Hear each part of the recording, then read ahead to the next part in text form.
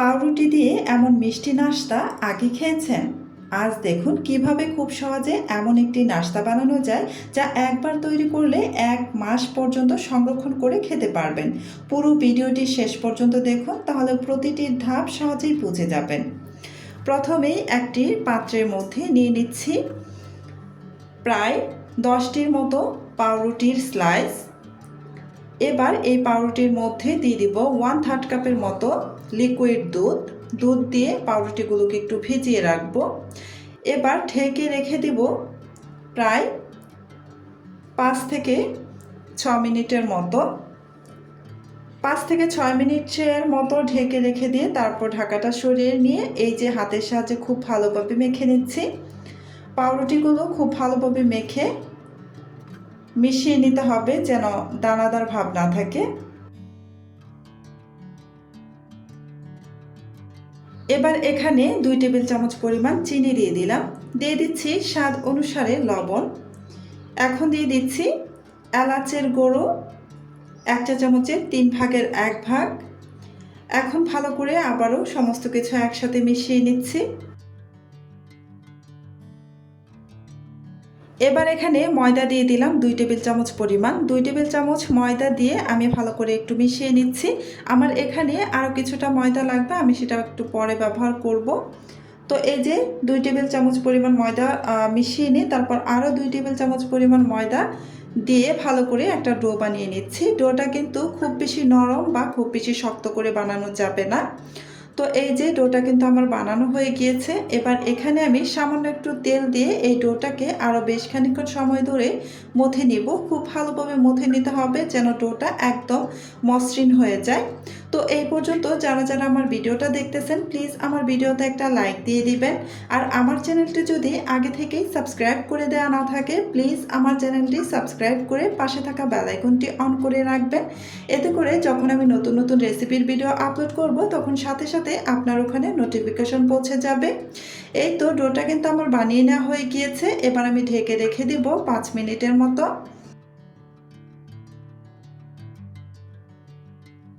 5 মিনিটের মতো ঢেকে রেখে দিয়েছিলাম, আর এই 5 মিনিটের মধ্যে এই ডোটা আরও বেশ খানিকটা স্মুথ হয়ে গিয়েছে, মানে একদম সফট হয়ে গিয়েছে।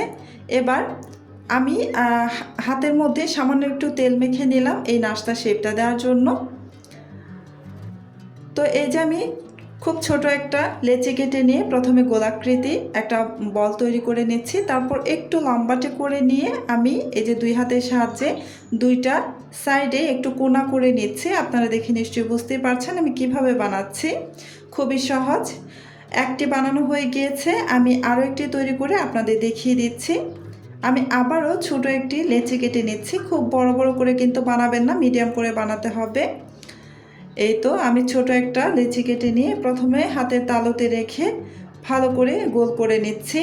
তারপর একটু লম্বাটে সাইজ করে 2 পাশেই এই যে একটু কোনা করে নিচ্ছি। দেখে আপনারা নিশ্চয়ই বুঝেই গেছেন আমি কিভাবে তৈরি করছি। একদমই সহজ, আর এই নাস্তাগুলো বানাতে একদমই সময় কম লাগে, খুব বেশি সময় লাগে না। এভাবেই আমি সবগুলো বানিয়ে নিব।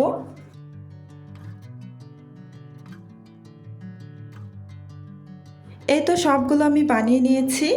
এবার এই মিষ্টিগুলোকে আমি ভেজে নেওয়ার জন্য চলে যাব চুলায়।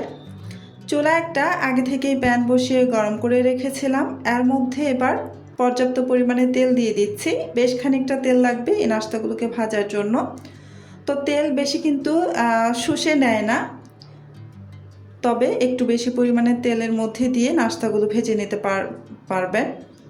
একদম কম তেলে কিন্তু ভাজা যাবে না।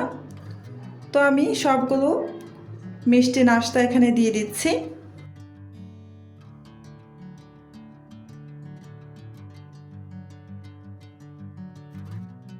চুলার আঁচ মিডিয়াম টু লো আঁচের মাঝামাঝিতে রেখে উল্টে পাল্টে খুব সুন্দর একটা কালার করে ভেজে নেব। তো এই যে আমি এক পাশে কিন্তু উল্টে দিচ্ছি।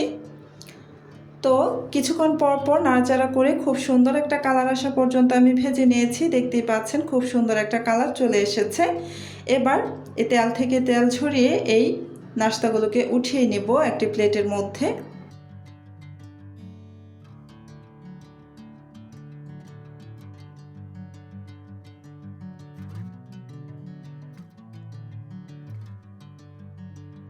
এবার আরও একটি প্যান চুলায় বসিয়ে দিয়ে এতে আমি 1/3 কাপের মতো চিনি দিয়ে দিলাম। আমি যতটুকু চিনি দিয়েছি তার অর্ধেক পরিমাণ এখানে পানি দিয়েছি।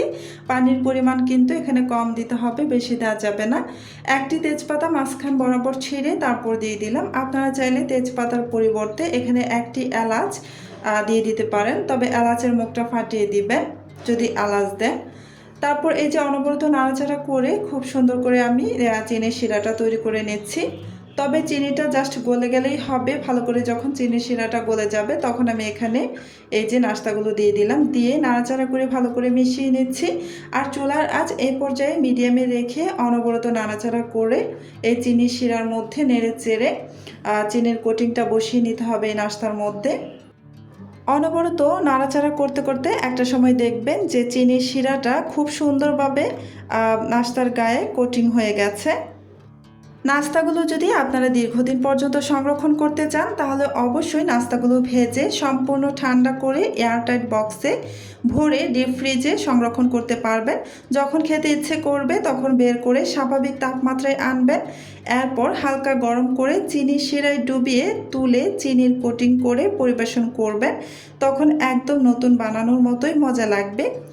তো এই যে আমি যেহেতু এগুলো সংরক্ষণ করব না, খেয়ে নেব, তাই চিনির কোটিংটা লাগিয়ে নিলাম। দেখতেই পাচ্ছেন কতটা সুন্দর হয়েছে, খুব লোভনীয় লাগছে কিন্তু, আর খেতেও কিন্তু খুবই সুস্বাদু লাগে। আজকের রেসিপিটি যদি আপনাদের ভালো লেগে থাকে তাহলে ভিডিওটিতে অবশ্যই একটি লাইক দিয়ে আমাকে উৎসাহ দিন। আপনার কোনো প্রশ্ন, মতামত এবং পরামর্শ থাকলে নিচে কমেন্ট করে জানাতে ভুলবেন না। আর যদি এখনও আমার চ্যানেলটি সাবস্ক্রাইব করে না থাকেন তাহলে অবশ্যই সাবস্ক্রাইব করে পাশে থাকা বেল আইকনটি অন করে রাখবেন। এতে করে যখন আমি নতুন নতুন রেসিপির ভিডিও আপলোড করব তখন সাথে সাথে কিন্তু আপনার ওখানে নোটিফিকেশন পৌঁছে যাবে। তো আজকের মতো এখানেই বিদায় নিচ্ছি।